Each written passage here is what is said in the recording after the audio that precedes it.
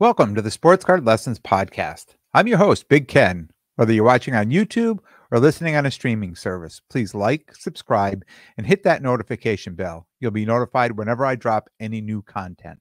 Welcome, and thanks for being here. Just a couple follow-ups from Monday's episode. I still don't know what it cost me to park at the garage at LaGuardia. Just before I started here, I went and checked my Easy Pass statement, and there was still no charge for it. So, I mean, I'm sure it's coming. I know it cost me something, so I will keep you updated on that. One other thing, Wrestling Card Wizard, he messaged me after the episode and said, he suggested I set up an eBay .ca, a Canadian eBay account the next time I'm up there, so then I could switch back and forth. So it got me thinking, I'm a computer guy. I've got a laptop here in the office that I have a VPN on. So I just changed my location to Toronto, and I went to eBay Canada. And of course, I could go right in and I could pull up comps on there that of sales that are happening in Canada that we don't actually see here in the US. So that was pretty interesting. And just, I guess I would only use it if I went back there again, if I go back for another show up there, but it's definitely something to keep in mind, and I appreciate his comment on that. One other thing I didn't mention on Monday's episode, which I had a note that I kind of skipped over. I bought one of the Zion backpacks. So it's the backpack that comes with the actual smaller Zion box that fits right inside the backpack. And I do want to say, for traveling on the plane and carrying it at the shows, it was clutch. It really was clutch. Now, I've seen other people carrying it at the shows. And if you remember me talking about going to the Philadelphia show and carrying my big Zion case around, and my hand was killing me after a while. The only thing it was good for was sitting on it when I got tired. So I ordered one of these, the backpacks, because I knew, I was going to be not only traveling to Toronto, but, going to National. That'll be another, plane ride out there, and just going to shows. Something just to make it easier. And yeah, it definitely was. I'm not sponsoring them. I'm not getting paid for any of this, but I'm just telling you, I just thought it was a great idea. I bought it, and it just worked out perfectly. So I was getting ready, to list some cards on eBay, and all of a sudden I realized, oh my God, it's Wednesday.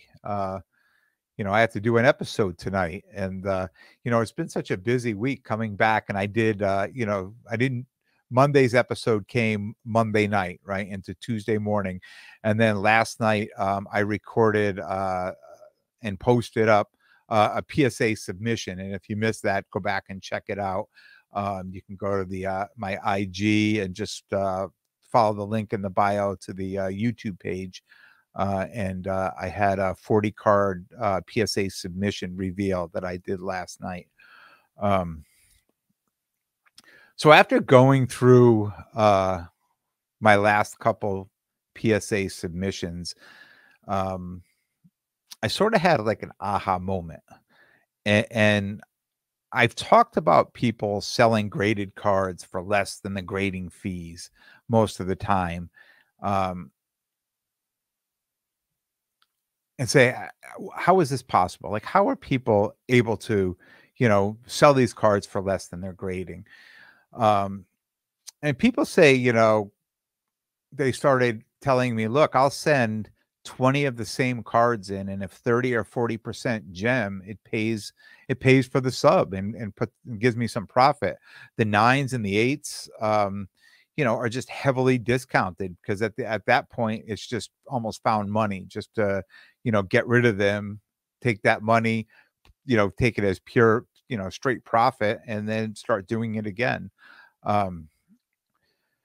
So if you watched my PSA reveal from last night, I was really excited about the cards that tend, and I really wasn't that worried about the ones that didn't.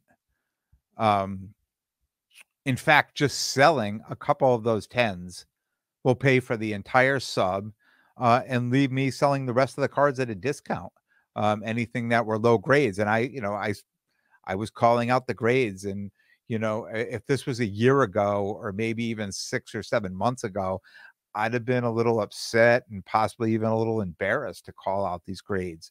Um, and I know, for some cards, there's still good value in nines, particularly the niche cards that I'm grading. But when I started sending cards for grading, I was thinking they all have to be tens. Like every card that I send has to be a 10. And if it doesn't even look like if it's close to not becoming a 10, no, I'm just gonna go off and sell it raw. Like I was so worried. I just felt if they didn't come back a 10, I failed. Like I failed to find something on the card. I failed to notice the centering or some kind of a little mark on there. And I just felt like I would have failed if it didn't come back as a 10. Um, in the season we're in now, season two, my second episode was called "Is All the Grading Worth It?"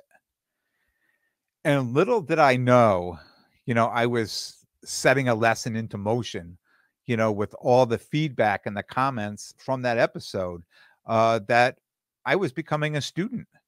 I was reading through all these comments that were coming in, and I was learning. I was learning from this. I put something out there, I was looking at it one way, and of course, I had a lot of response coming back, just looking at it a different way, and it really opened my eyes to the grading.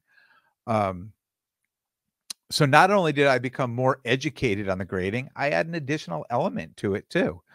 I started including my PC cards into these submissions. And I'm sure other people do that too. But it's nice to be able to say, I have a PC card. I don't care if it's graded or not, but if I can just throw it onto a submission and I know it's going to come back graded, I'm not worried because it's a PC. I'm not worried if it's coming back a 10. I just would rather have it in the slab to put it on the shelf. If there's just something about uh, a card being graded to me, um, it just sits much better in my PC for whatever reason. And I know, um, people talk a lot about the vintage cards and like they would never grade these cards and they'll sit in their PC forever and never being graded. Um, I had, and I'll just give you a brief little story. I had some cards here that I'm putting aside that I want to send off to grading, and I take them out and I really go through them well to make sure I'm trying to get the best grade I can on them. And one of the particular cards that I had was a thick card, and I didn't have it came out of a one touch, and I didn't have um, handy right close by, a thick top loader to put it in. So I just put it to the side.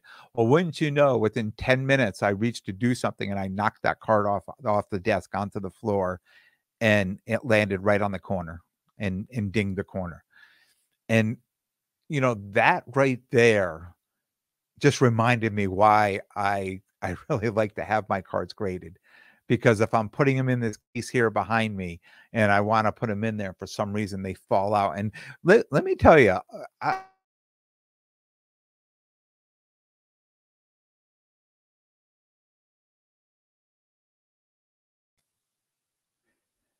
I bet you behind me have all fallen to the floor at least once.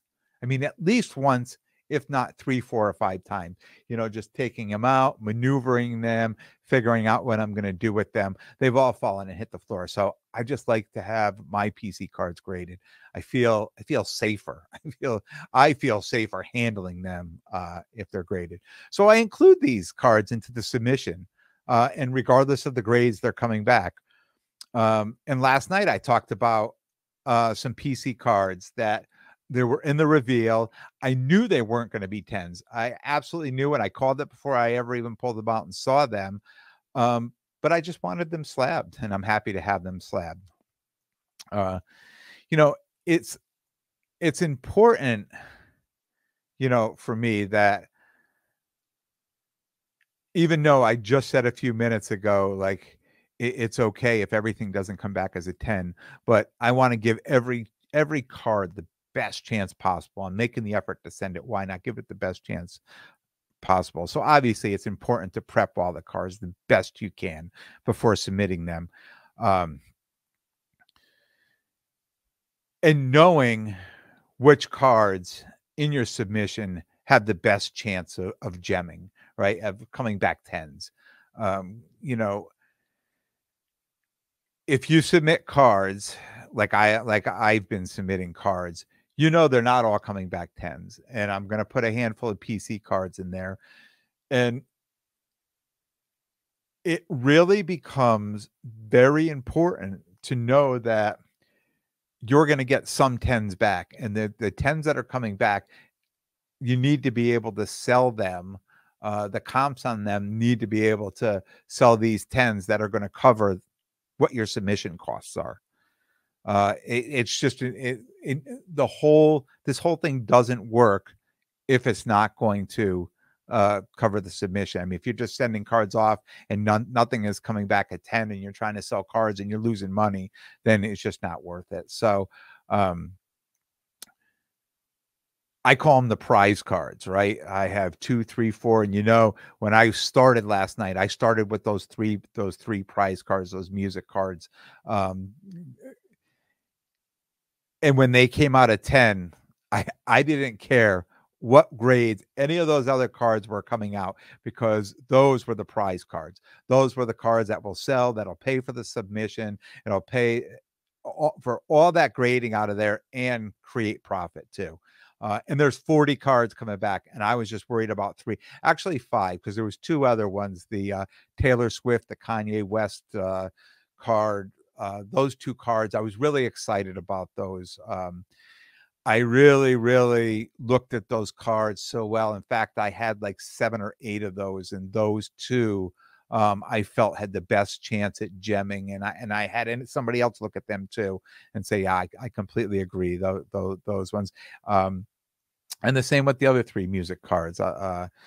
So those 5 coming back tens is just a huge success. To me, if it was a test, it was an A+ on the test, and maybe extra credit on that too as well.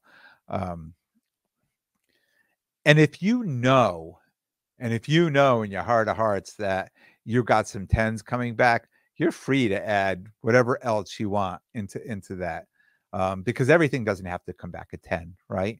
Um, and if you've got things that are close, you got some cards that it could be a 9, it could be a 10, then you don't feel so like, oh, should I spend the $19 or the $20 to have it? You're like, no, just add it in. I'm so confident on those other ones. We can add these ones in. And if they come back at 10, even better. But if not, we can still sell them and make a little money. But those prize cards are the ones that this whole thing, they need to 10 in order for this to work.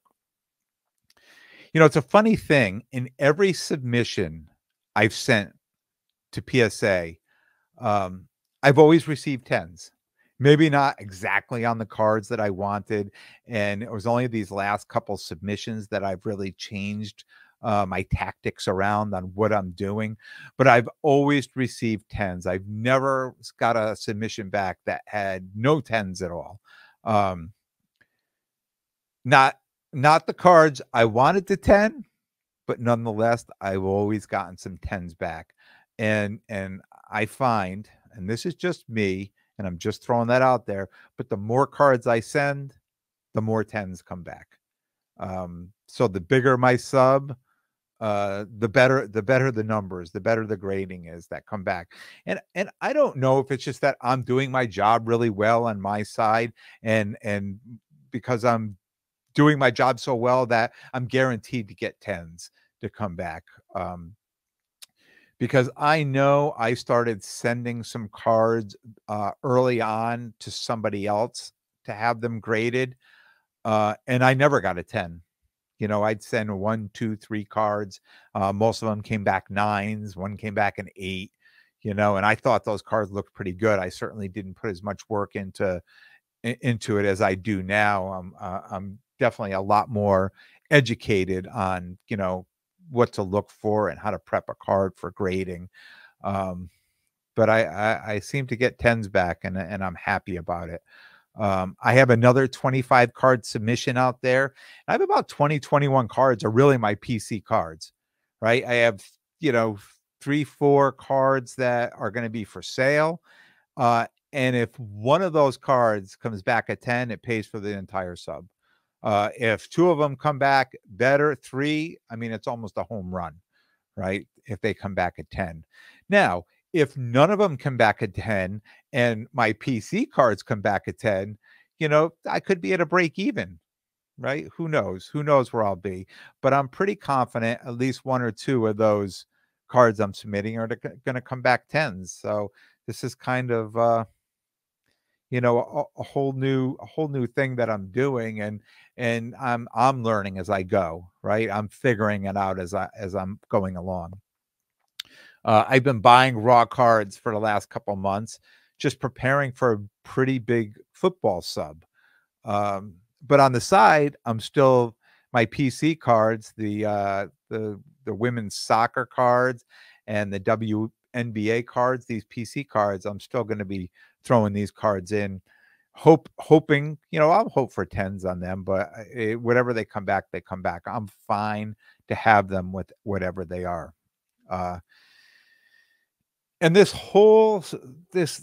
doing this is just creating profit for me now, where I started losing the profit. I've started losing at the shows, where the margins of the cards are becoming slimmer and slimmer. So those little profits I'm losing there, now I'm gaining on the back end, and I'm creating more inventory. And not only am I creating more inventory, but I'm creating more inventory that I can sell under comps, because once the cards are already paid for, I'm happy to move them, you know, quicker, faster than I normally would. Normally I would hold a card a while. I'd be firm on a price or say I need to be at this. But now, I mean, if I'm getting these tens back, if I can sell those cards, these other cards become just, all bonus money. And I don't need to be firm. I don't need to say, oh, well, I paid $20 for grading and I need to get $25 or whatever for the card. No, I could be one of those guys that say, you know what? Yeah, I can sell that card for $10 or $12 or $14, because at this point it really doesn't matter to me. And it's creating, a little bit more profit for me. And I'm able to sell them under comps, which is huge because that's what everybody wants. And so far it's been,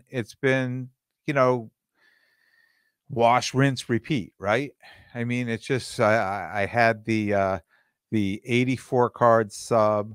I just got back this 40 card. I have a 25 card coming. The 84 card sub has done very well and it's paid for itself. This 40, like I said earlier, when I was sitting down tonight, my mind was, all right, I'm going to get these things posted online. So they'll probably go online, maybe tomorrow night while I'm watching the NFL draft. But yeah, I mean, once one sells, everything's paid for. And that's what I'm looking for. I listened to the listeners and they provided a lesson for me. I was happy to fine tune it and give it back to you and give it back to all of you. But, I guess I just want to point out the fact that, I get so many people just thanking me for the lessons and, just being honest and the information and, and here's where I'm thanking you, right? And I'm saying this was just a lesson I learned from listeners commenting where I thought one way on a topic and I put it out there the way I saw it.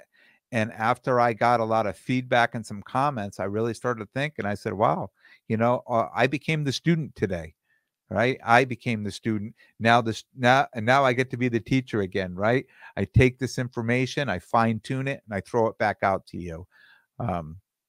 So I'm hoping it helps. I certainly hope it helps, and especially if you like the grade or you want to grade. it's a great way to you know, get all your PC cards graded and make a little profit on the front end and the back end. So this Sunday, I will be traveling to the Shriners Show in Massachusetts. I'm going to walk the show.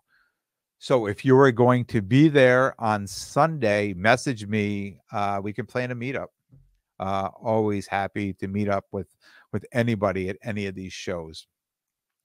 And I will be back next week on Monday, and we'll talk about the Shriners Show. Give you a full rundown from there. I want to thank everyone for tuning in. And if you like what you hear, please like, definitely subscribe, and most importantly, tell a friend and spread the word. Until next time, take care of yourselves and everyone around you.